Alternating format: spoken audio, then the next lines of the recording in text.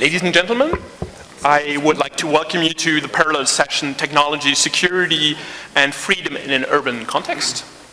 I would like to invite you to use now it's a little smaller group perhaps at the end of the day to move it up as much as you can to the available spaces. And I would also like to tell you that for this session we have interpretation into French, and there will be people speaking in French, so please use the headphones for this service. We would like to take the discussion of surveillance of security and freedom and the use of technology to the local level. As to the Surveil project, we would like to contribute with this session an end user, a local and regional authorities perspective to the discussion that has been going on since this morning. We would like to give the floor to decision makers that actually decide upon using or not using a specific technology. We would like to see with them how they make use of those new instruments at their disposal and how they address the ethical and legal issues linked to their use. We would like to know from them, based on their experience and their responsibility they have, what they can make of these exchanges and results we have been going on in the Surveil project. And in this context of the discussion on the future of Europe we have at this conference, how local and regional authorities and how decision makers at the local level see the way forward in Europe. I'm delighted that we have 3 mayors with us this afternoon. I'm very glad that we have the mayor of Florence, Mr. Diana Dallafis, at my very left. Next to him, the mayor of Rotterdam, Mr. Ahmed Abu Taleb, and right next to me, the mayor of Matosinhos, Mr. Guillaume Pinto, who is also the president of the European Forum for Urban Security. Directly next to me, I'm very glad that we also have a representative of European regions and to have the Minister of Home Affairs of Catalonia next to Mr. Ramon Espalader. And I'm very glad that these 4 decision makers are all involved mayors and ministers that are active within the European Forum for Urban Security, and several of them have been active actually in the exchanges we had with the Surveil project. Last but not least, we have a 5th speaker who will complement the panel, Mr. Lien van Beek, who is Vice President of the Congress of Local and Regional Authorities of the Council of Europe. And you know, it's an assembly that brings together European cities and regions and the Council of Europe's work for human rights, democracy, and the rule of law. And we'd like to know how this discussion is picked up there. Without a further delay, I would like to give the floor to our speakers, invite them to give a first overview of 10 minutes or something like this on these key questions we have asked. And I would like to start by giving the floor to our host, to the mayor of Florence. I'd like to ask him what role technologies play in his city when it comes to safety and security and how he addresses these challenges we have outlined. Please, Mr. Mayor. Thank you, Mr. Sperber. And first of all, I would like to extend to all of you a warm welcome in Florence. And I'm very happy and proud to be here with you for this panel. And also, I would like to thank to European University for the State of Union, a very important occasion for all of us to make a check on European strategies for future of Europe. And thank you to my colleague, Mayor Pinto, President of European Forum for Urban Security, for this very interesting panel and occasion to exchange our experience and to work together on the future strategies on technology and security and freedom in a urban context. The concept of urban or local security is not only guarantee of an absence of a threat, but also positive activity to reinforce the public perception of security itself, as also the clutter and urban decay, including Behaviors that are not necessarily criminals contribute significantly to the perception of insecurity. As the international research has repeatedly confirmed, we arrive at a definition of urban security which includes the condition of protection of the citizens in a definite area, both from the objective risks of crime and the perception of insecurity, even when derived from degradation and disorder. European cities are a symbol of a particular harmony between a professional, family, individual, and collective use of space. The city is a set of natural elements, buildings, vehicles, infrastructures, people, companies, organizations. Increasing the overall security level means then to control a multitude of different parameters and take action on several fronts, not only to respond to emergencies, but also to prevent them. In fact, the city should focus the attention on prevention to safeguard its people to right to life serene. The programs of preventive action are developed on three key areas: social, community, and situational. In the first two prevails the aim to remove the social causes that give rise to the making of a marginality and conditions that generate deviant behavior. The third, called situational, refers to those measures that have the immediate or short period objective of controlling the symptoms of crime, rather than changing the conditions that make those facts possible. The Italian legislation on safety at the end of the first decade of 2000, with the law number 94/2009, has attracted the issue of urban security in the area of social order and safety, and the situational prevention got a dominant role. Video surveillance falls fully in this conceptual evolution, where, however, intersect the opportunities to protect citizens with the risk for the rights of the citizens themselves, subject to a strong control of public spaces. Following the evolution of the geopolitical framework and the presence of different legal systems within the European community, in 2012 the European Commission, as you know, issued the proposal for a new directive and a new regulation on the protection of personal data, which will be discussed in the next few years. To balance the needs of security and protection of privacy in our system, the authority for the protection of personal data has defined the basic principles that can be summarized in the legally, necessity, and the proportionality.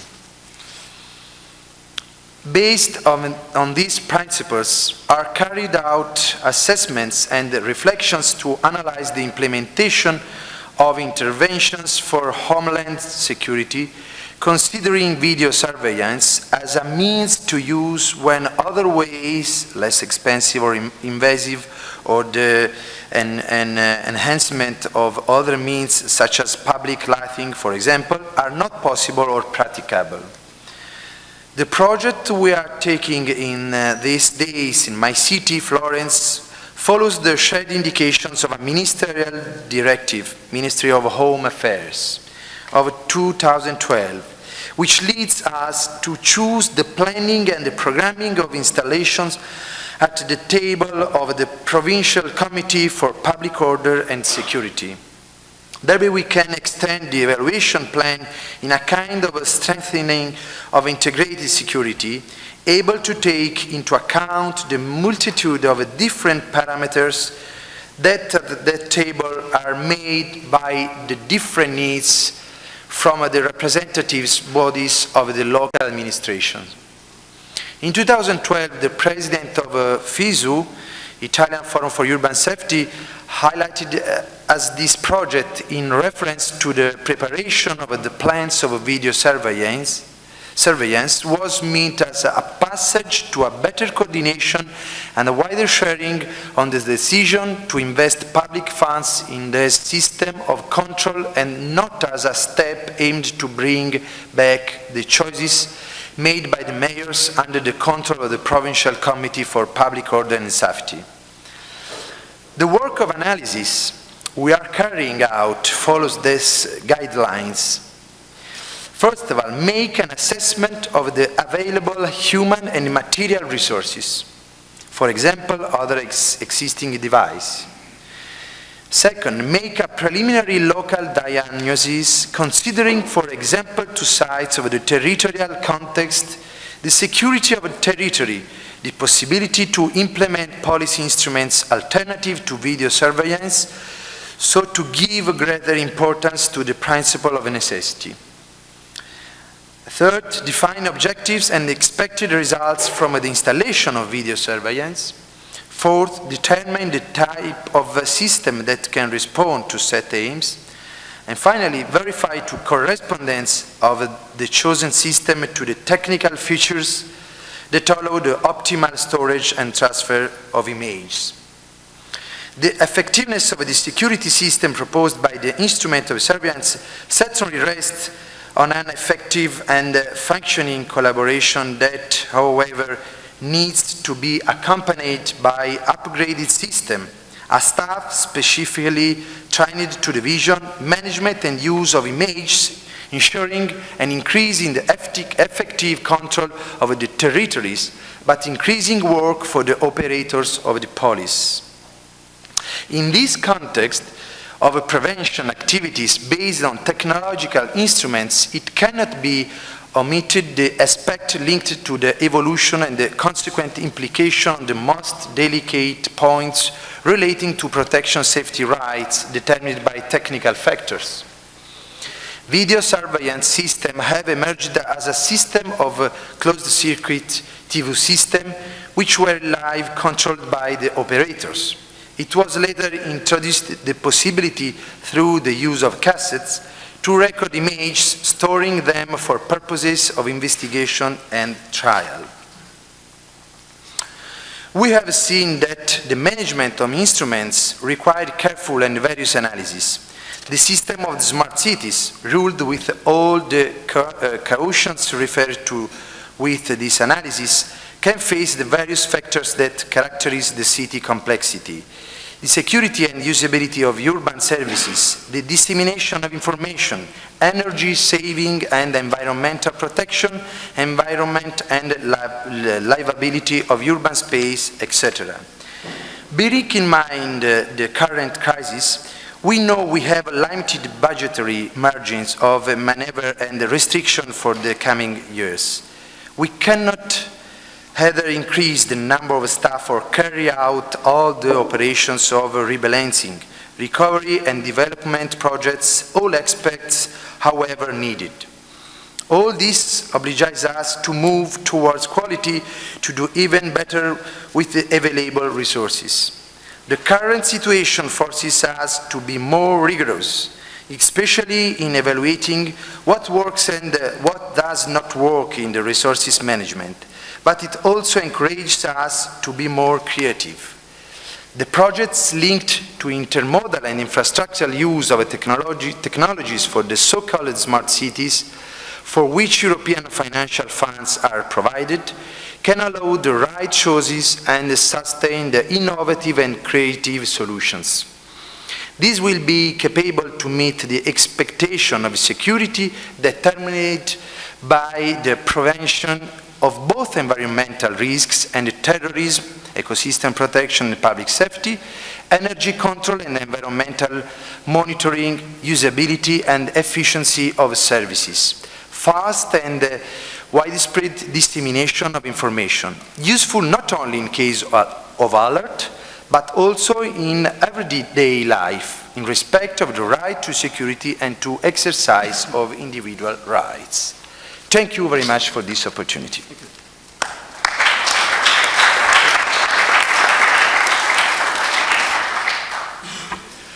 Thank you very much, Mayor Naidala, for this first statement of a local authority. And we see already the link to the project and the needs assessment, the question, what can I do? Is it worth it? Is it working that you have described? Thank you very much. Without further notice, I'd like to give the floor to the mayor of Rotterdam, Mr. Abu Talib, who was the first mayor to sign the charter on the responsible use of video surveillance that has been developed within the forum. And I would like to ask him to present his experience. Thank you so much. Before I give you some remarks, I would like to show you a short video that we compiled for this reason. So, Master, shoot.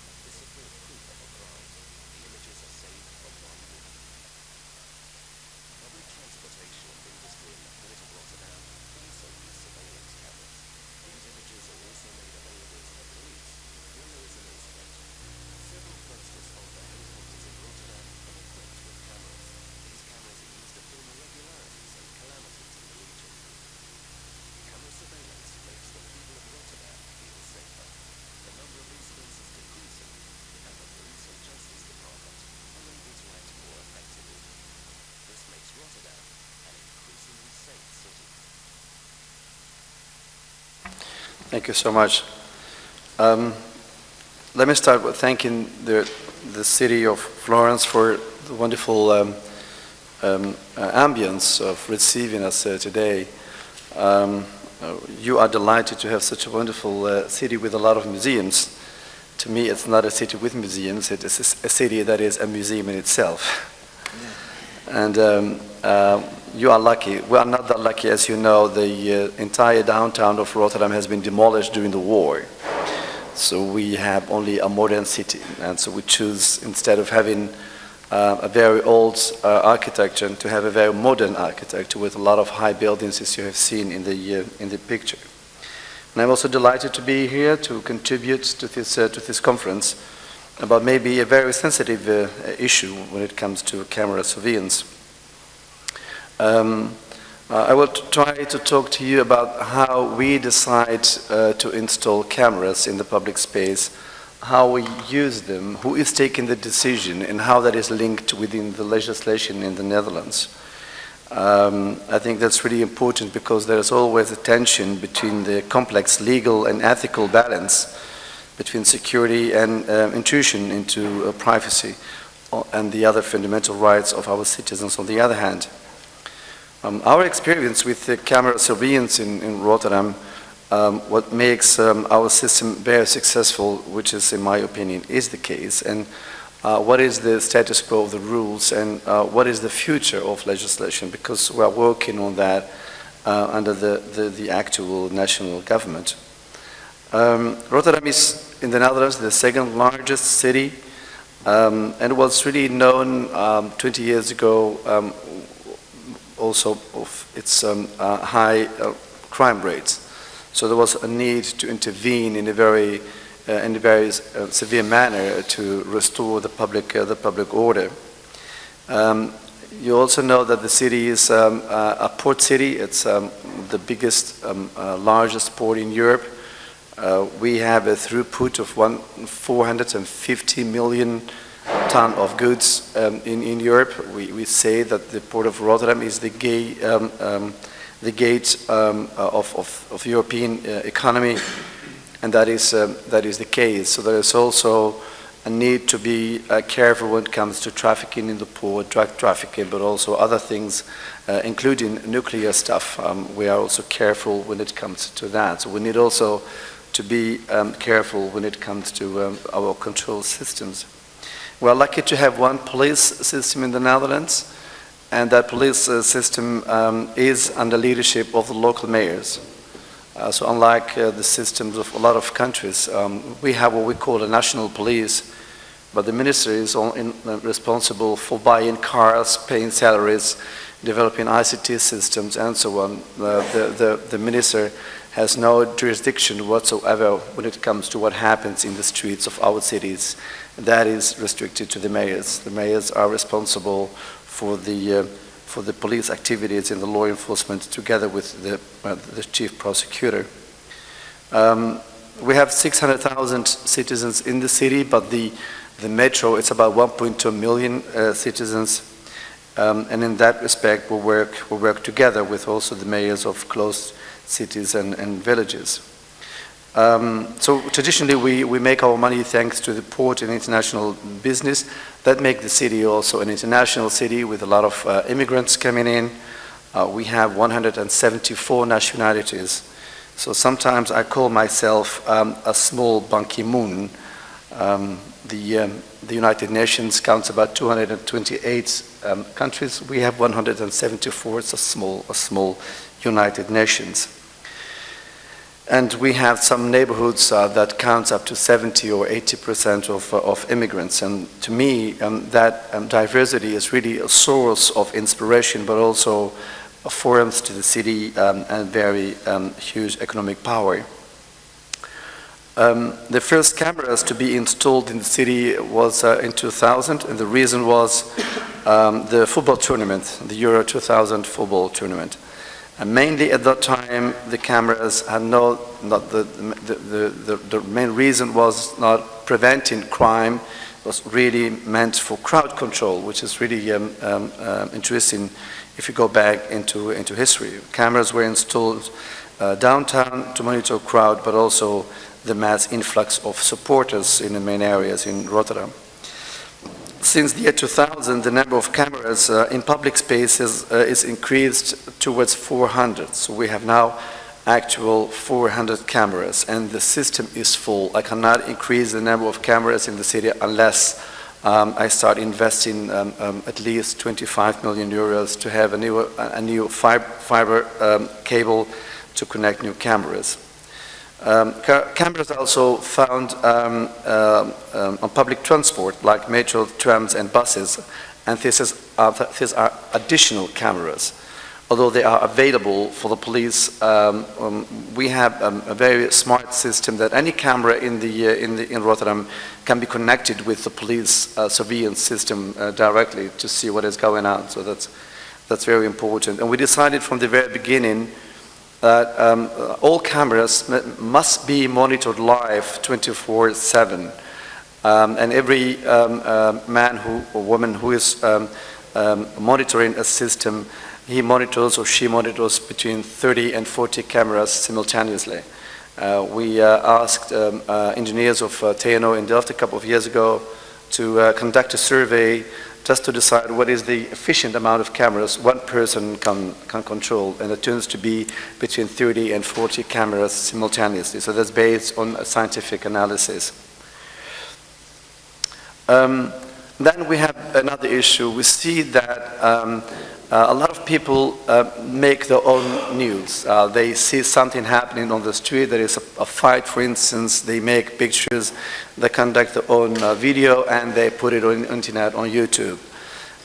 So we have, when it comes to privacy issues, sorry, we have to deal not only with official authorities bringing images on the internet, but also the public is bringing images on the internet. Sometimes public is bringing more images on the internet than we as authorities can do. And there is no restriction for these people, they just put it on the internet. So what's privacy? Who is taking care of privacy? I have to follow a lot of rules and legislations when it comes to privacy, which picture I put on the internet. But all my citizens with 600,000 cameras, they can put everything they want on the internet. So who's going to regulate that? And is the government and legislation not laying behind the actual situation on the streets? I faced sometimes issues in which police officers have been engaged in fights with a citizen, and people are conducting their own pictures and they put it on the internet and say, see the brutal action of the police, but they put only the pictures they like, not the whole series. So I get a lot of political debates in the council about shame on you, mayor, shame on the police, and you are the head of the police, you are allowing that to happen, shame, and so on, based on a simple number of pictures published on the internet. While when I publish the whole story I have, and I conduct a research based on independent scientists, then we show another picture. So things become complex and only the focus on the issue of privacy. Privacy is not, to me, not longer the issue. Why? We have a lot of regulations in the Netherlands that allow city council, so listen carefully, the city council has by law the authority to install cameras. And the city council mandated that decision to the mayor, to me. And I have to consult what I call the triangle of safety, that is the mayor, the chief constable, and the chief prosecutor. We, three of us, are responsible for the city and safety in the city. We meet once in a week, and we take the decisions, and the mayor is the head of this triangle. And then we have an independent commission that is advising whether a camera at a certain location is needed. They send the advice to the triangle. We together take the decision, and in fact, let me tell you the truth, the mayor is taking the decision. That's the way it works. So that's very complicated. While the cameras nowadays, after 15 years in Rotterdam, to me, it's a very simple tool to increase safety and security in the city. So I don't like that the former law will remain in existence. I would like to change the law to have another law saying that the camera is a very normal tool in the field of safety and security, so no additional regulation is needed. Just to give the mayor the authority to use it like I have the authority to use all the other tools I have in the basket to increase safety and security in the city. That is really, to me, the future. And if I take a decision, and if citizens don't like it, they have the right of objection. And if they have the right objection, and if they, and I proceed and listen to them carefully, as you see in the movie, I visit neighborhoods in the city once in 2 weeks. Once in 2 weeks, I visit one of the neighborhoods to discuss safety and security issues. If they don't like the decision, they can go to court, and it's up to the judge to say, Mr. Mayor, you are wrong. And that's the way it works in a democracy. So to me, really, in the future, I'm lobbying to change the law in the Netherlands, and there's something going on in the Netherlands to make a camera a very normal tool for safety and security, and not longer a very complicated thing. The fact that we have the responsibility means also the city pays for cameras. So there is not a regional authority, no national government who's paying for the system. We pay for the system, for the cables, for the cameras, but also for monitoring. Till last year, something changed in the budgets of the police. I would not bother you about that. We had also some contribution, some money coming from the police, but that's over. So it's now up to the city to take all the charges connected to technology, but also to pay for the salaries of the people watching the monitors every day. So to conclude, the most important new step to me is new legislation. The other one is to connect the port area to the camera surveillance system. The port in Rotterdam is in fact a property of the city. We own the port. The national government has 30% of the shares and the city owns 70% of the shares. So the daily practice of operating the port is in hands of the city, although we have an independent body to run the business of the port on daily operations. But the port is large, 40 kilometers from downtown Rotterdam to the North Sea. So connecting the port with what happens in the boardroom of the police is very important. It's not a closed area with fans, it's an open area. When vessels enter the port, we have a number of gates to measure whether they have nuclear material in the vessels, for instance, a nuclear stuff, nuclear bomb, whatever. But to detect drugs, cocaine and heroin is not an easy thing. So we need additional surveillance system in the port to monitor what is happening in the areas where the containers are stocked. The very first project we conducted last 2 years is successful in one part of the port, but I told you it's 40-kilometer length. So we have a lot of work to do in the years ahead to connect also the port area to what happens in the control room. So that's, I think, the little I can tell you about that. It's more than that, but that's what I would like to tell at this very moment. I will be happy to answer questions if there is any room and space for that. Thank you so much.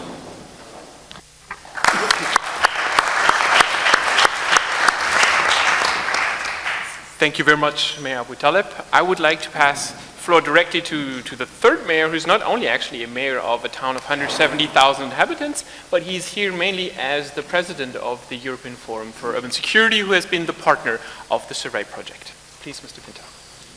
Thank you, Mr. Sebastian, and allow me to salute mainly our host, Dario Nardella. I'm not going to say how Florence is outstanding because everybody knows, and I will repeat someone sentence, but it's always a pleasure to come here to Florence. Yes, in fact, I'm a mayor of a town that does have an harbor, and for those who don't know Matosinhos, is the harbor of Oporto. It's a place in Oporto where we can eat the best fish in the world because it's fish from cold waters and very well treated by ourselves. But I'm not here as a mayor, I'm here in fact as president of an organization of 250 cities. EFIUS, European Forum for Urban Safety, that from a long time ago has been treating these questions of the security and liberty and human rights, because it's what we are talking about, and it's what this experience of surveillance has brought us.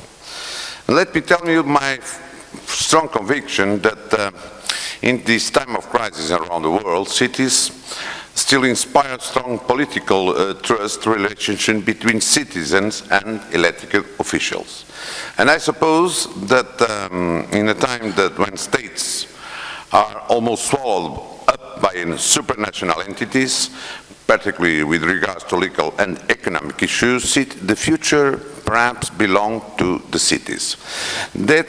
It's why it's very important the presence of the cities in a project like this, and that's why we can observe a crescent role of cities in what security concerns means. And that's why our participation was very important in the survey project. That's why we're very pleased to participate in a survey project. A project on ethical issues, legal limitations and efficiency of surveillance and technology. Because talking of new technologies applied to security, I'm afraid it always revisiting George Orwell, 1984. There is always a constraint to freedom. Big Brother is watching us. And that's why we must answer with very strictly some questions. The question of it can be done, how, when it is worse or it is effective, have already been answered by the survey project, and the experience of some cities, and mainly the experience that Ahmed Aboutlev talked us about a few moments ago, talk more effectively of what can we obtain about using the new technologies in the security strategy. So, what we must also answer is which are the limits, how to deal with such intrusive technology. EFIS, which I represent, has been working on the subject of the new technology applied to security for a long time ago, and we approved a charter for a democratic use of video surveillance, which, by the way, Rotterdam was the first city to sign it. This is also reinforced in our manifesto, Security, Democracy and Cities. The Charter, in our opinion, can be a good start to define the uses of these new technologies. The Charter proposes 7 simple principles: legality, necessity, proportionality, transparency, accountability, independent oversight and participation. The survey project helps us to update and change the Charter or maintain its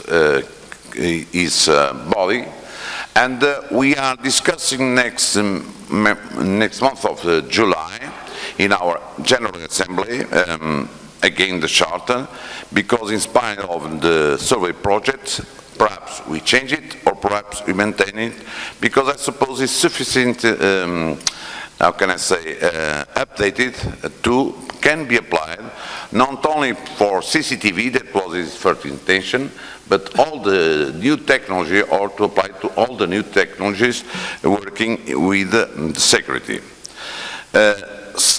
Survey is opportune to a challenge. The 250 cities that belong to our network can improvise now their systems what they learn in this survey project. We can only apply freedom and security need to go hand in hand. We cannot apply these new technologies in a strict respect for human rights. We need to be aware. New phenomena and old fears normally leads to measures more spectacular than effective in what security concerns. The lack of money deeply advises us to learn correctly where to put the money on. So, survey will help us to know if these technologies are worth or effective, when and how to apply it in urban security. The challenge is to make our rulers to pass legislation throughout Europe to define correctly the use of new technologies on the field of security. We have a charter defining these main principles. What we want is to appeal to the European Union to apply these principles. What we challenge is the European Parliament to pass laws applying these principles. What we propose is to make European statement deeper on human rights, defining with criteria the limits of the introducing of new technologies. EFIUS, 200 cities together, give already their thought. The word now is to the European Commission and the Parliament. And there is where Europe makes also sense. There is where we can join together. And I suppose that the survey project would help us now to recommend the national parliaments or the European Commission to take these studies, to take the conclusions of these projects, and inspired on the works that have already been done, to pass legislation that guarantees that the efficacy of new technologies applied to security will never go against the human rights we must defend and our culture must defend. Thank you.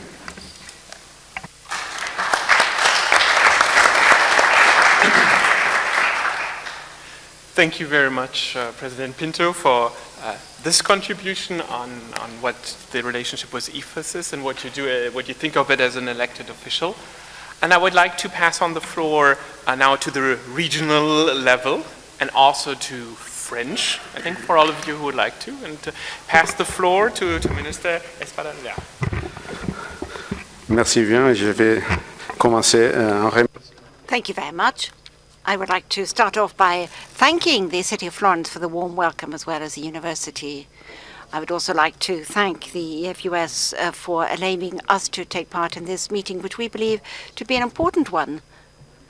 I'm not a mayor myself, but I have a little problem which I'd like to mention, which is that at 6 o'clock I'm going to have to leave because the elections are, the campaign is underway in Barcelona. And I therefore have to leave because I have to get to Barcelona tonight. But Madame Casados will be here. She's an expert from the government of Catalonia, and she's very familiar with the issues which we'll be discussing today. Now, the question of the responsibility of the government of Catalonia with regard to the police and matters relating to internal affairs. Now, we have a special police. We have a police which is proper to Catalonia. We have 17,000 police officers in that force, and there are 213 local police officers in the different municipalities. The largest one is Barcelona, but there are very small municipalities as well. And there we have 12,000 police officers working. And when democracy was instated in Catalonia, the police force was slightly changed, but it goes back centuries. And in 1980, we reinstated this police force, as it were. And in 1994, we deployed the police force throughout Catalonia. And they are to be found everywhere in Catalonia since 2008. Security now. Security and individuals' rights. Well, there's and legislation. Well, there's no difference really. Often when we refer to the use of technology for security purposes, we're talking about security and freedom at the same time. We often link the two concepts. So much so that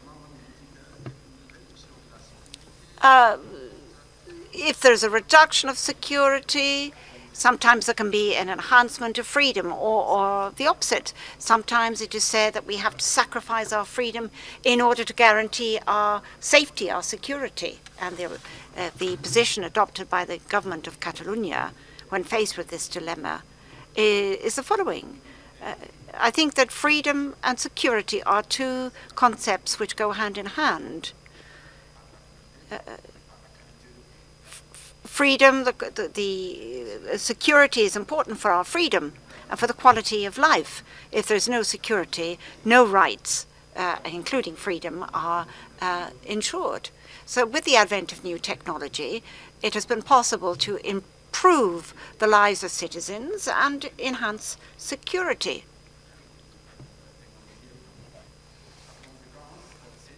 And the public authorities, therefore, are obliged to explore the possibilities offered by new technology.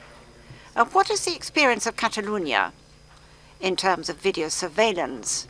Well, according to the law in force in Catalonia and in Spain, there are two types of video surveillance cameras, depending on the legal system in force. There's a private camera These are not used by the police force.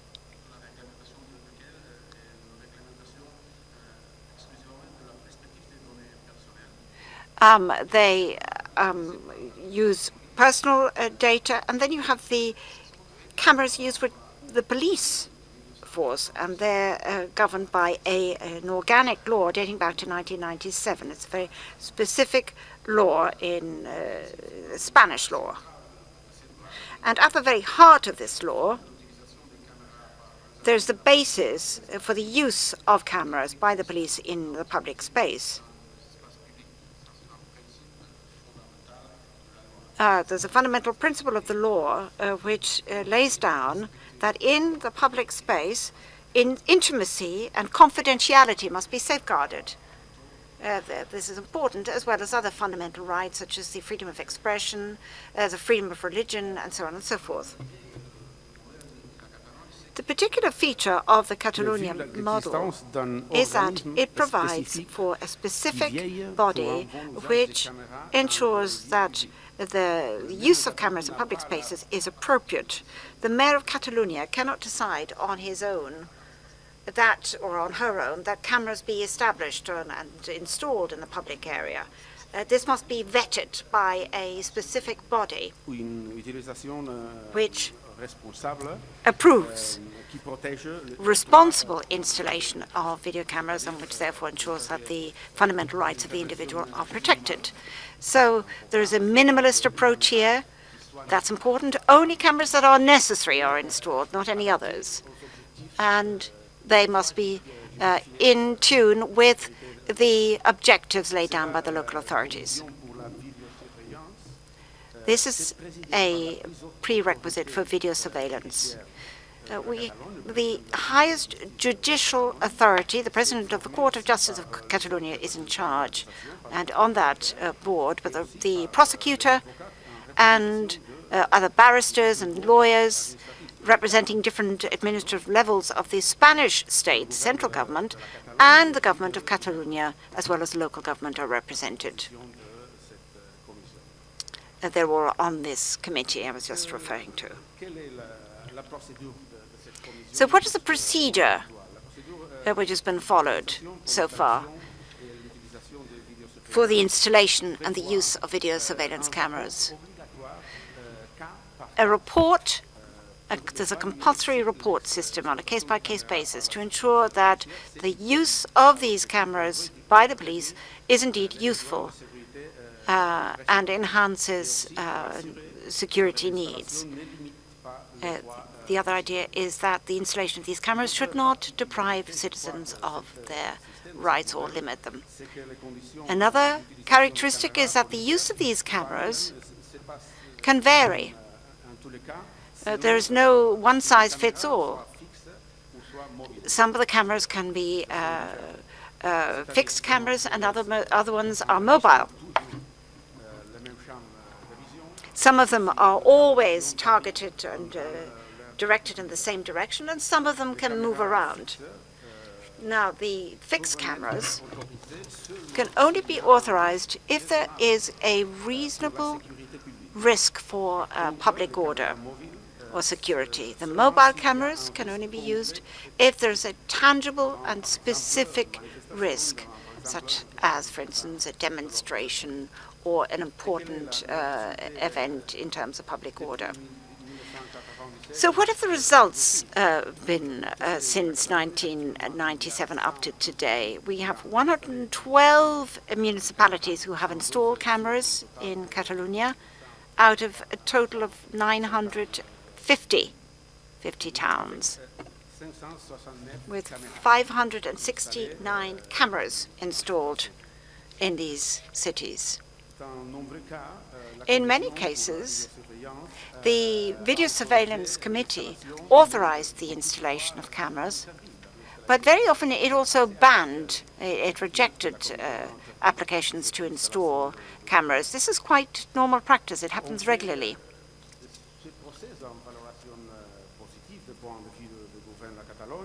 The government of Catalonia is favorable, is very much in favor of this system. I think that the same goes for the local authorities and the police too, of course.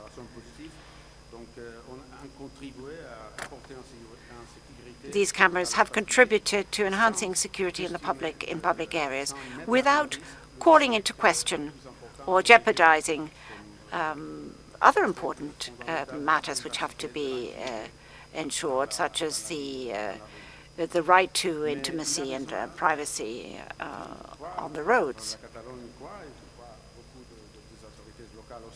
But I think that a lot of people believe, I think that the authorities in Catalonia believe this too, feel that the system has to keep up with the times. We can't stop protecting our citizens simply because precise legislation on the matter doesn't exist. We believe that certain aspects need to be regulated. The law dating back to 1997 needs to be amended. First of all, these private security companies, we have to regulate how they can work with the public sector to guarantee security. We don't have any specific rules on the matter. That's a problem which can be solved if we amend the law. And we also believe that we need to work on the use of private cameras, which in specific situations where there is real danger for public security, temporarily, these cameras can be used by the police. According to current legislation, this is not allowed, or not regulated in any case. And the use of cameras as part of the equipment of police needs to be regulated as well. This should enhance the safety of the police officers, help security operations. This is being the subject of a debate at the moment, and prevent any law offences. The government of Catalonia is a regional government. We are responsible for the safety of our citizens. We shoulder that responsibility, but we are aware of the fact that we are living in a world which is constantly changing, and we therefore need to provide the appropriate tools to ensure the protection of our population. We are therefore saying yes to the advent of new technology, particularly video surveillance, but we are saying that use of video surveillance must be proportionate. The use of technology must be proportionate to our security objectives and must be in keeping with our objectives which have to do with freedom as well. Thank you. Merci beaucoup, Minister Espada-Leder.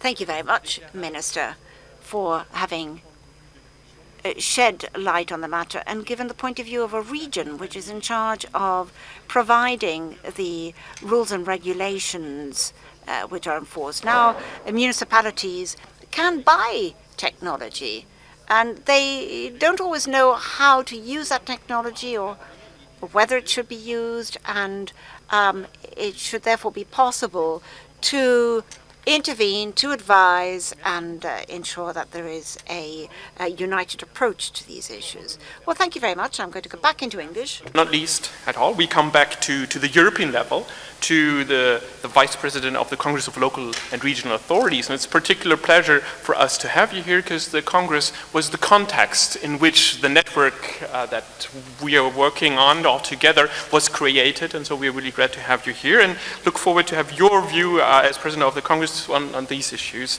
and how you think the discussion here can be an impulse to your work.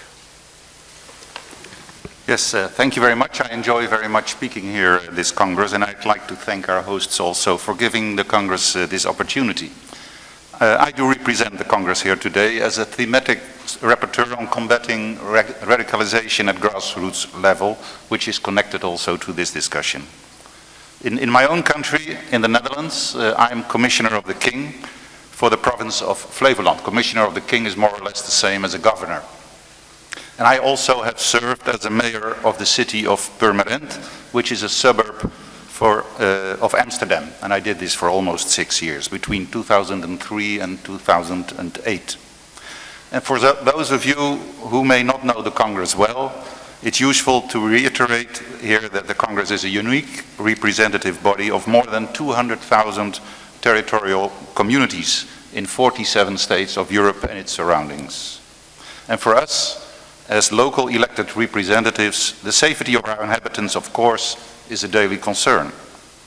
The security issue that is most relevant to us is the safety of public and private collective spaces, the security of streets, parks, parking areas, public transport vehicles such as buses and trains. These are all part of municipal competences. And today, as we speak of security, we think more and more in terms of technology. And technology can fix many, many things. And this is one of the reasons why video tranquility has so many fans. In fact, I can say that based on my experience as a mayor, the use of technology has proven to be successful in ensuring the security of the public, both as perceived by the inhabitants and in regards to the actual results. And having said that, I'm also aware of the risks this involves with regard to human rights abuses. I know of some research results which show that video surveillance is not effective for all purposes. For instance, suicide attackers are clearly not deterred by video cameras, although they can help afterwards by identifying perpetrators. And I also see there's a lack of limits or controls on camera use, and it is our duty to make sure that there are proper frameworks to control the use of technology to achieve security in our city and avoid excesses.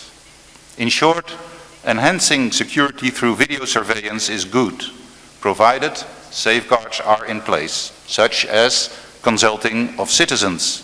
Ahmed also talked about that.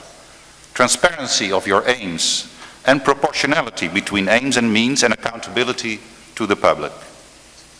In this respect, I would like to recall IFA's Charter for the Democratic Use of Video Surveillance, which outlines several relevant principles as regards the design, the implementation, the use and control of this technology. And I would like to look at a few of these principles in the light of my own experience as a mayor. We have two important principles that must be fulfilled: the principles of necessity and proportionality. And although this is not an easy task, I believe that what counts most is the proportionality issue. When taking any decision that might possibly jeopardize individual rights vis-à-vis citizens, it has to be proportional, it has to be justifiable. When I was mayor of Purmerend, the use of violence became increasingly rampant in the municipality, especially in the nightlife zones. And this led to a broad demand from many citizens to use camera surveillance. The aim was to enable our police forces to prevent and fight crime and violence in the public realm, and to reassure our citizens that the local authorities were tackling this issue with a swift response. And therefore, we decided to install surveillance cameras, and we were satisfied with the results. I believe that the success was due to the widespread support from the citizens themselves. Seeking citizens' acceptance of security projects is crucial. A different example from my own town concerns what was then known as the Lonsdale Youth. After 2000, fans of hardcore music in the Netherlands started to wear the British brand Lonsdale clothing in their subculture. And Lonsdale soon became a symbol for racism, xenophobia, and became frequently related to neo-Nazi features. The ages of these youngsters varied between 10 and 20 years old. In the past, in the previous years, a member of this group also killed a black boy named Kerwin Duinmeijer in Amsterdam, just because he was black. And his murder led to a widespread shock and disbelief in the Netherlands. The assailant was an inhabitant of my city, Purmerend. As a mayor, but also our citizens were very, very motivated and determined that this should not happen again. And in tackling this issue, the police started with monitoring these youngsters by involving their parents and the local community, and in this case, video surveillance was also used. It may be interesting to tell, in addition to what I heard other speakers say, that the best evidence was found on the telephones of the youngsters themselves. Every time we arrested them for aggressive behavior, we downloaded their personal phones, and we always found pictures and video films of their behavior in the past. Most of them brought the evidence of their crime themselves. By working at the grassroots level, the preventive character of the intervention was important, since it tackled this issue not only from a security perspective, but rather from a broad societal perspective. And I believe that the key for success in both cases was the strong approval and backing we had from the citizens. Consultation with citizens was carried out through the already existing communication channels. And they were always able to contact specific local government officials on their grievances, especially through contact forms on our website. And based on the information citizens shared, we organized also public meetings and invited not only citizens, but also other stakeholders, because the use of cameras in, for example, the nightlife scene in Purmerend did not only concern the citizens. By the way, we also organized meetings with the parents of these youngsters, and we showed them the pictures of their telephones and the videos of their telephones, and it shocked the parents very much because they did not accept in the beginning or believe that their youngsters would have behavior like this. The problem also concerned the whole hospitality industry, and therefore representatives from this industry joined the meetings too. And the main goal of all these meetings was to emphasize the shared interests. These meetings took place during the several stages of the decision-making process, starting from consultation until implementation and evaluation. This same modus operandi applied to the monitoring of the so-called Lonsdale youth. And although I was confronted with a backlash from extreme right-wing organizations who accused me to abuse my authority to interfere in the individual life of youngsters, the large majority also of the parents, the schools, the citizens, and the companies that were connected to it, they all supported me openly. And everybody was satisfied with the debate and the results we achieved with this policy. And within 2 years, the subculture evaporated and has not re-emerged again. Today, the use of technology for security purposes is a fact and something we cannot reverse. Technology is a tool. Technology is not an end in itself. It is the way we use it which determines the outcome. We must take the trade-off between security and freedom, which comes along with the use of technologies, as a starting point in the debate about this issue. Where a power is vested in the executive and exercised in secret, the risks of arbitrariness are evident. It is thus essential that we have clear, detailed rules on the application of measures or of surveillance. Checks and measures should be put in place to maintain the correct functioning of the video surveillance systems through a process of independent oversight. And on this topic, initiatives that seek to develop an ethical framework for the use of technologies in urban security are very much appreciated. I refer here to as the project Citizens, Cities and Video Surveillance of IFAS and the project Surveya. As local authorities elected representatives, I see our role as a threefold with regard to security. Firstly, although the definition of security strategy is a national level competence, local authorities can be loyal, faithful partners in developing, implementing and raising awareness of security measures. Secondly, local and regional authorities can play a crucial role in tackling the dilemma of security versus freedom because of their proximity to citizens and can act as interfaces. Thirdly, local authorities have to bring and keep together people that are separated by invisible borders. One way to achieve social cohesion and avoid conflicts exploding into violence is to promote citizen participation and to promote dialogue. To conclude, I would like to say that there is no single solution. There are challenges which require responses. The stakes are security, freedoms, and accountability. And the response must be structured as a triangle. At one end we have technology, which is a tool that can be used for the purpose of safety, and we should make full use of it. At another end, we have the citizens who have demands. We should reply to those demands, but also seek our citizens' support. And finally, we have mechanisms of audit, guided by an ethical approach to allow for independent oversight. We must fully apply safeguards to ensure that fundamental rights are respected. Local authorities can succeed, and only if they can manage this balance act. I thank you for your attention.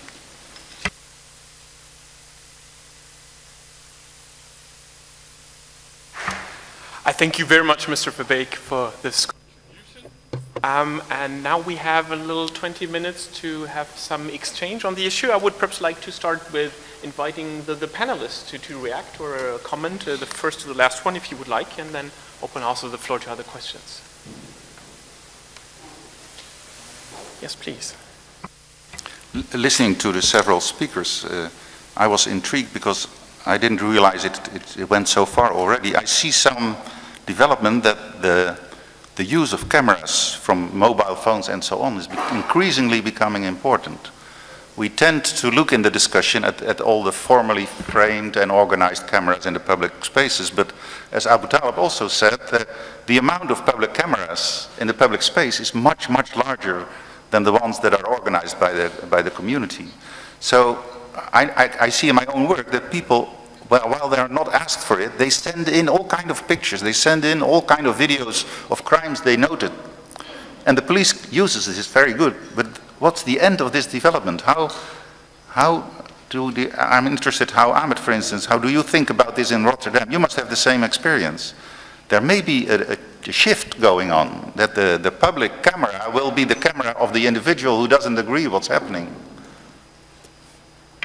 Let me give you one example. Recently, the riots happened in Rome, and unfortunately caused by supporters of Feyenoord during the football match, AS Roma Feyenoord. We had a huge number of pictures provided by citizens. And we had a call on radio and television asking citizens to come up with the pictures they have. And as a result of that, we succeeded in arresting more than 40 rioters. And that was not only based on the pictures the police of Rome gave us, but also the pictures citizens gave us. And the moment you open a site on the internet and you ask people to upload the pictures, where they are in the world, they can send you the pictures. So the amount of stuff to conduct a survey is really tremendous. So that adds a lot to what we can use. And as you may know, we have a weekly television program working on the issues of crime. And we do not only use pictures that are recorded by the public cameras, but a lot of pictures delivered by privately owned cameras, owners of gas stations, restaurants. So the source of the amount of pictures we can use to find criminals is huge. But let me tell you that when I became mayor in 2009, the number of what we call high-impact crimes was about 670 crimes a year. Well, we found that a huge number compared to Sao Paulo in Brazil, that is the number of crimes a day. So everything is relative in that respect. 650 high-impact crimes is a high number. And we succeeded in bringing that down to about now 160, 170 years. So a tremendous drop of high-impact crimes. And the reduction only over last year was 25%. And that's a movement we see not only in the Netherlands, we see that in entire Europe. The crime rate is dropping. To me, that has to do with a number of things. and that's not in the first place technology. In the first place, that has to do with the rise in education level of our citizens in Europe.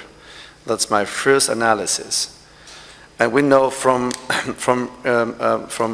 sciences in crime that the higher a nation is educated, the less crime you may have. And that's a wonderful correlation. So investing in education and bringing your nation on a high educational level means automatically less crime. In our city government, we had, like all governments in Europe, we had to cut spending last years. There was little money available, so we had to reduce the budgets.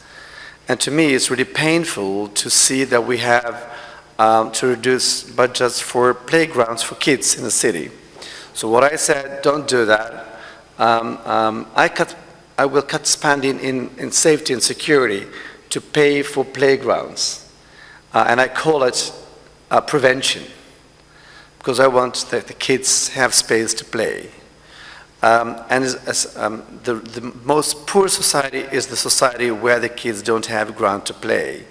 So I was aware of cutting spending in security and safety, and the director sitting over there was not amused, and to bring the budgets to the field of what I call prevention for youth. So it's a complicated thing. I always started from the very beginning working with neighborhoods, so bringing people together. That is a very fascinating phenomenon. You have in a city more than 1 million eyes and more than 1 million ears. So if people are involved in surveying their own environment by looking around and taking care of what happens in the city, and the willingness to collaborate with the police, but also with the mayor, it's really interesting. Even in such a big city, it's possible to work with citizens as mayor. To me, it's really tough and really time-consuming every 2 weeks to go to a neighborhood, to invite people to talk and to talk and to talk, and that brings another spirit in the city. In the beginning, citizens came to complain. We need that, and they need that, and nowadays people do not come to complain. People come because they have idea to be realized. And the funny thing is, sometimes we take decisions as we sit down together in a room with 200 citizens. So people have an idea about a project they want to realize, and they need 2,000 euros or they need 3,000 euros. In the past, the local government had the tradition to say, well, thank you for the idea. I take it with me, I will take care of that, I will think about that, and that will let you know. We say, it's a good idea. Do you want to start tomorrow? And if the cost is 2,000 euros, we have the phenomenon of city marines. Those are not military people, those are civilians working with the mandate of the mayor. They have their own budgets. So I can say to one of the city marines, you work together with these guys to realize that project. It costs 2,000 euro and you will finance that. So citizens are not allowed to send a project or to send papers. No, there is what I call a co-creation between citizens and the city. We realize that project. And then at the end of the evening, I set a date. We're talking October, then I say, 1st of December, I'm coming back to see that project is realized and to have a chat with you and maybe a small dinner. Then they know 1st of December it will be finished and realized. That's also for my own civil servants, a kind of a system, pressure putting system to let them know it must be finished December the 1st. So it's a kind of a co-creation between citizens, local government, the police, and technology. That's what I found very interesting to bring the rate down. But if I have 10 euros, Mr. President, 10 euros to invest in my city, the first euro will not be for safety. The first euro will be for education. The second euro will be for, tell me? Education, indeed. The third one will be for, help me? Education, indeed. And then I will start thinking what to do with the remaining 7. So the worth thing to invest in society to increase safety is not more police, but more education. Thank you very much for this, putting things in a context of having technology just as a tool and the importance of prevention and citizens' participation. Minister Espeleta, you wanted to say something. Oui, c'est en relation à la participation des Yes, well, with regard to the participation of citizens, we had a very interesting project which we carried out about 3 years ago in Catalonia. The police created a specific website to obtain images which had to do with public order. And that led to quite a debate, particularly among politicians. And at the end of the day, there was a positive solution found. A judge was involved in this, and the judge accepted the images on this website. There's a certain amount of compensation here. Authorizing images and the police to take pictures isn't necessarily an evil. It can be possible to do that. A certain procedure has to be followed through to the bitter end. A citizen can take pictures with their mobile, and our experience in Catalonia has been very positive. The debate in local parliament and in the press and with the citizens has been a positive one. And at the end of the day, the judicial authorities have accepted this solution. This is a form of participation on the part of the citizens. They can contribute to ensuring that public order is maintained. Parle en français. Well, with regard to Mr. Verbeek's presentation, controlling society, controlling the community. Well, it is important to ensure general security and safety conditions in an urban context. It isn't just a question of regulations, but it's also a question of mindset, of culture, and responsibilities of the individuals, the citizens, who are part of a community. Because if there is cooperation on the part of citizens, if they do not remain indifferent to what is happening in their town and in the public areas, well, that, I think, is a society model which can be useful. So the advent of modern technology is an addition to a model which must work as a cultural model. A model within which there are very closely intertwined social relations. And as my colleague, Mr. Aboutaleb, was saying, there's no single solution. We're dealing with a complex strategy involving many stakeholders, many players who are involved in a very complex area, such as the police, the local institutions, the national authorities, the citizens, the communities, and citizens' associations, private citizens' associations, in trade, in shops, in the economic activities of the social fabric of a particular city. It is not easy to manage a model of this kind, but I think that this is the only solution. Technology is very important to guarantee the appropriate quality levels and to check and control the territory. But technology cannot be a substitute for a model of social and cultural and human relations, which must be advanced, which must be a top quality model, ensuring mutual respect for each other. I think essential, but I think we agree on it. The information Ahmed gave, and also the story I told about Purmerend, is that it's essential that the people in their minds do not think that the city has a problem, that the people do not think the police has cameras, but the people have to think we have a problem and we have cameras. And I can give you many other examples also, not always on the criminality side, but also on other cases, that if you use a methodology that the people who live in an area, even in my own province of Flevoland, if you manage on all the subjects that the people say, we have an agenda to address, and we is the citizens themselves, the mayor, the police, or whatever are necessary on the subject. That's also the story of Ahmed, that's the thing I say. You must make in modern times the connection with the citizens, and the citizens must be addressed to be responsible citizens, that they have to participate to find solutions, because the city cannot do it on its own. The police cannot do it on its own. You have to be together, and it's our problem, and we will solve it, and we have cameras, and we will do it. Then it will work. I just want to add something that is supposed to be very interesting, because sometimes we think we have lack of participation of the citizens in the problems of the cities or the problems of the state.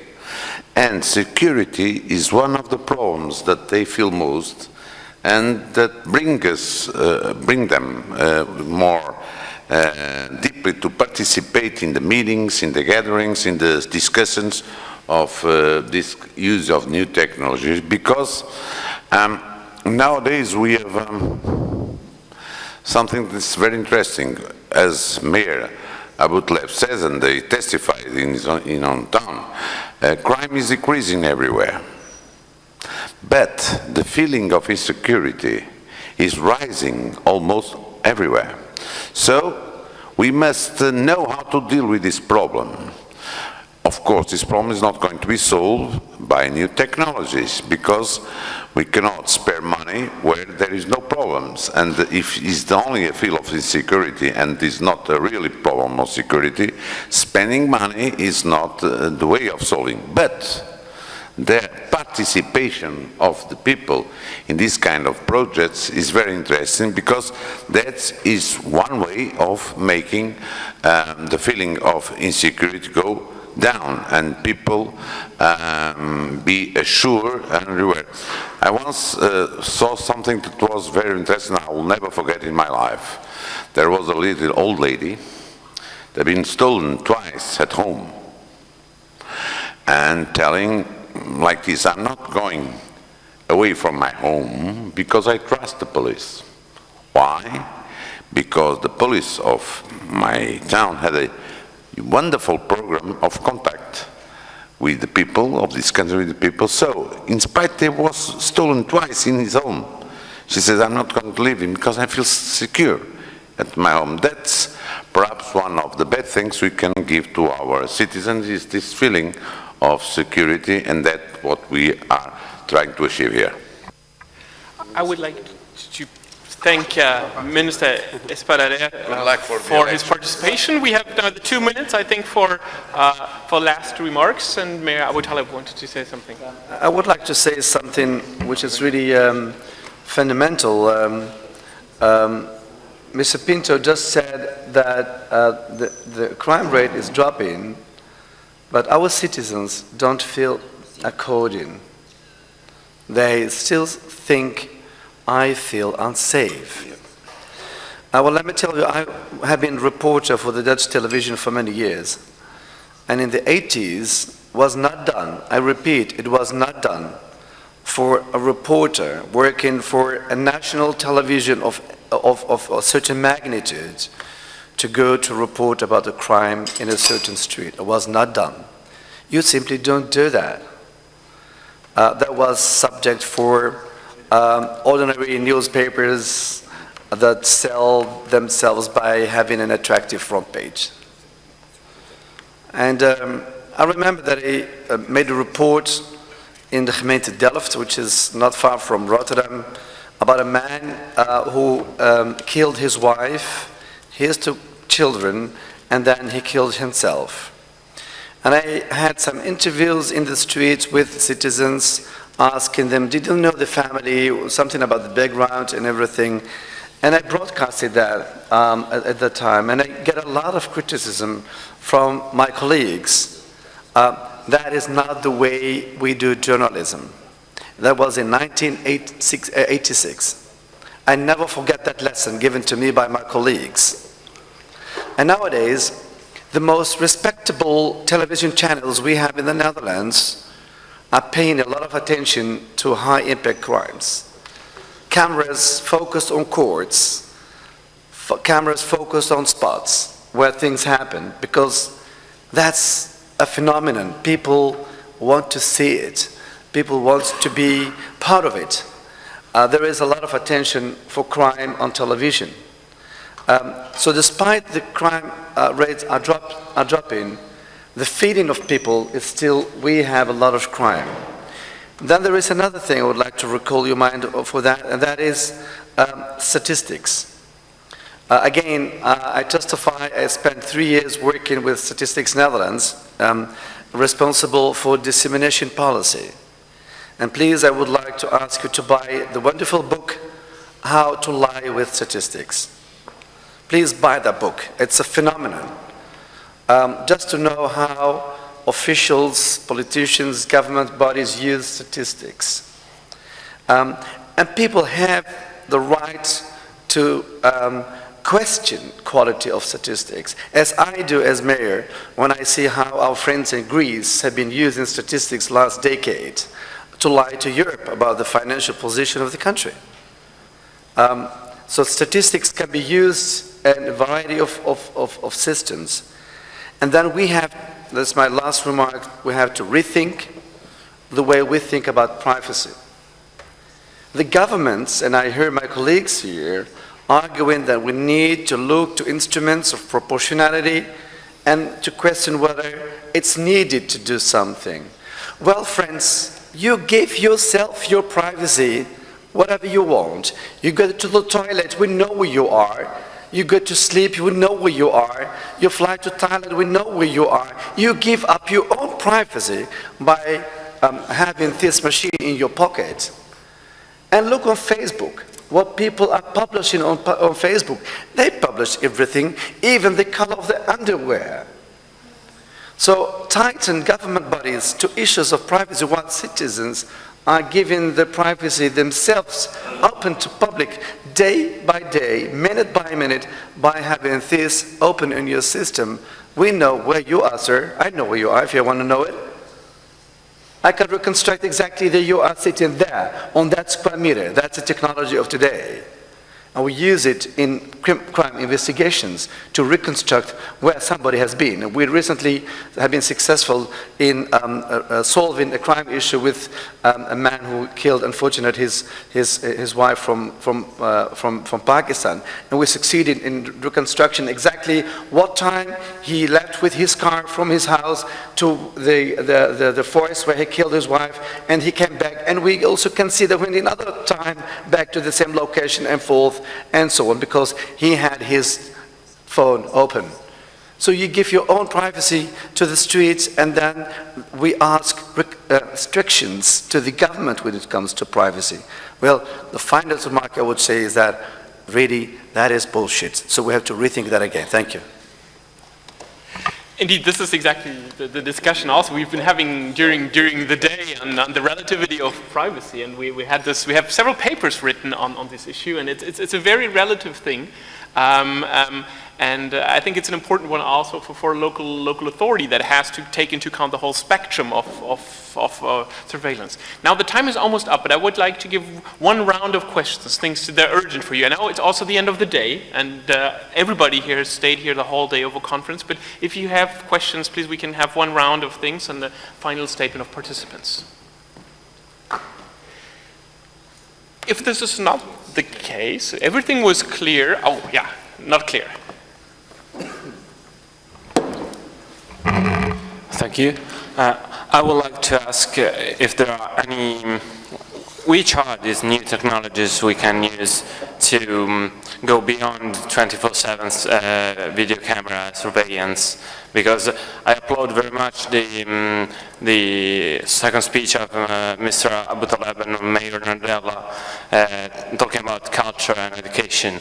But how can we deal with that with new technologies, and which are these new technologies? Thank you. a very big question, but I think it's also an interesting thing to open up, because we're not completely finished, even though the day is finished, and I would like to pass the floor to panelists for last statement.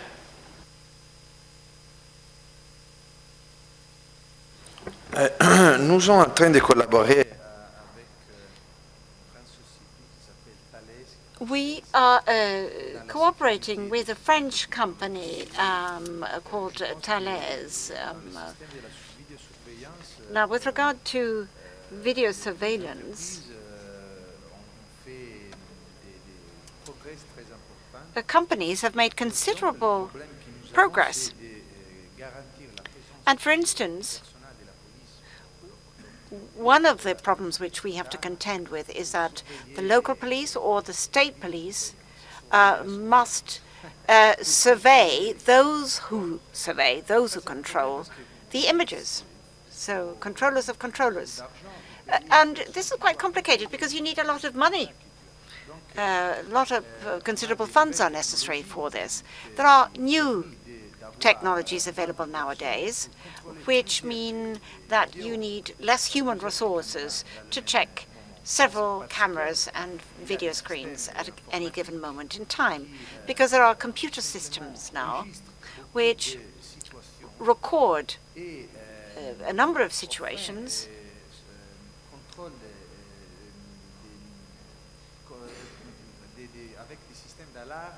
There are alarm systems incorporated into these computer programs so that if there is an incident in a public space which is not normal, this is recorded.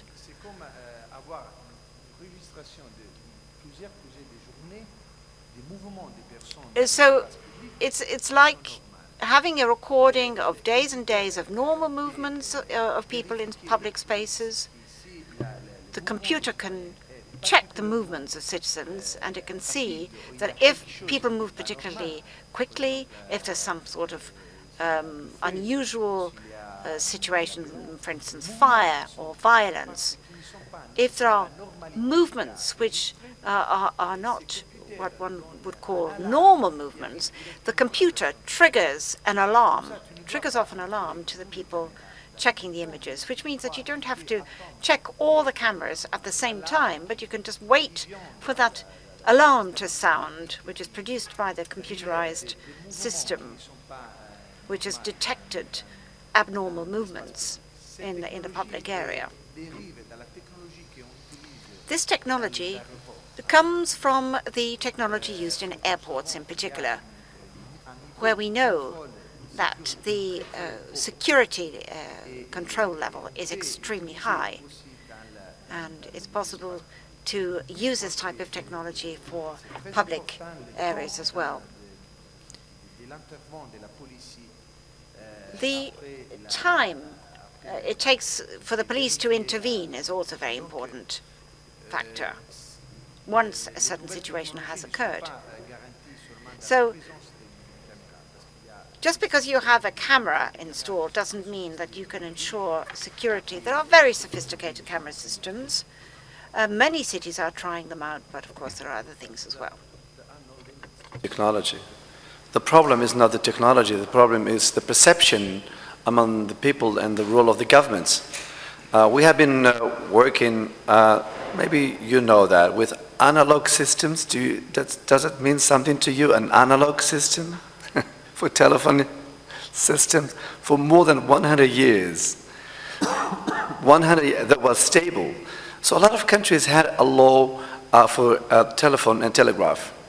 And we did with the law more than 100 years, at least in democracies. The life cycle of this thing is 3 years. And the problem of governments is they cannot never manage in a democracy to change laws within 3 years, at least not in my country. So the government will always lay behind while technology is going further. We never can manage to catch up with the technological development. Recently in the Netherlands we have changed the law that email is considered to be a letter.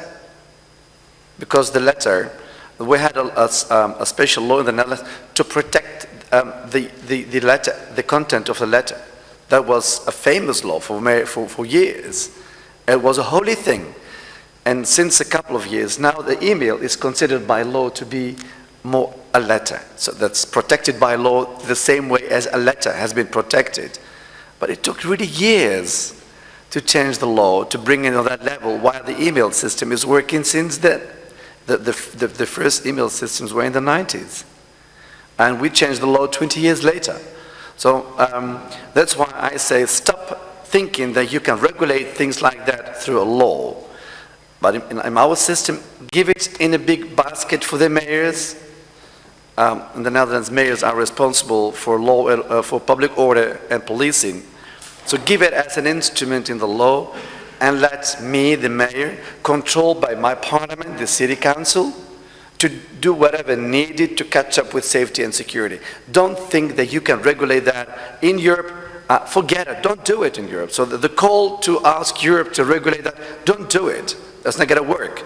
That's even a body that takes a very long time to change things, and we need a consensus in Europe. We'll never reach that very soon. So make it an easy tool, that the technology is in the basket of the variety of things that mayors or local governments or governments can use as a normal tool for safety and security. If there is a need for control, use local parliaments, the city council or the regional councils. That's, I think, the level where you should put it. You never can catch up with laws. Technology is going too fast. Well, in general, I agree with Ahmed says when we're talking about the local government and public law and order. But we have to realize that the same question must be asked on many other areas too. I'll give you a small example. I am the chair in the Netherlands of the NDW, the National Data Bank for Road Traffic. We monitor in the Netherlands every minute, 24 hours a day, 7 days a week, exactly what is driving where at what moment. This information is very necessary for navigation systems. But I'm in a full fight with Google, who says this is not the job of national governments. This is a commercial product. You should quit this kind of activity. We will do it for you, but we also have contracts with all kinds of commercial companies, and when we tell people to navigate from A to B, we promise, for instance, a company like IKEA, that every day at least 60,000 people will pass their store. This is not exactly the most shortest route, but we will make sure that this will happen. That's how they make their money. Now we have to think with each other, is this the kind of society we want? If I look to insurances, I have debates with insurances who want to collect personal data from all the people to investigate what kind of risk are you, what kind of insurance am I willing to offer you? Because if you have a high risk because he sees what you buy at the supermarket, and he thinks, well, it's a bit too much, that's not too healthy, or the risk is a bit high. So I refuse you in the insurance. That's the kind of questions we have to think about. So the scale of the question, I do not know all the answers, but I think it's wise, it's reasonable at least to have the debate and to have the confrontation of the questions, do we want this or do we not want this? I see that in the United States, the opinion on this is very different than it's in Europe. We have to think about that. We cannot just let it go. We have to think about it. Yeah. Thank you very much. Very last word, I'd like to invite IFE's President, Gian Pinto. Well, I suppose our project gives us some ideas of what we must do in the future. And I strongly believe that in spite what we know it's impossible to stop science of every day discovering new products. There are no limits for what science can do. The great discussions on human rights and human issues are going to be about science and what we can do. I really believe, it's the reason I was a lawyer, that we must put at least some principles guiding our actions. Because every politician is not only responsible for the people, don't have to answer for the people, but have to answer to the law and the use he did it to the law. And if the law is to defend human rights, so let's think. And this was what survey was also about. Discovering which are the limits that we can put in a charter And so everyone that must use new technology must obey to these principles. Because, and I end with this, after I don't know how many years in Guantanamo because of the terrorism, United States and the Congress of the United States discovered that Guantanamo didn't have nothing to do with the fight against the terrorism. On the contrary, and they find that some methodologies, namely torture, namely things that we can think about, not really new, was not effective. But still, they had Guantanamo for several years. And what I hope that in Europe, we never need to have several years to find that something is worth, or something is worth, because we are talking about human rights, even if we talk about new technology. Thank you. I'd like to thank, from my side, the speakers. Really, thank you very much for participating, and all of you having been patient with us for this discussion. Thank you.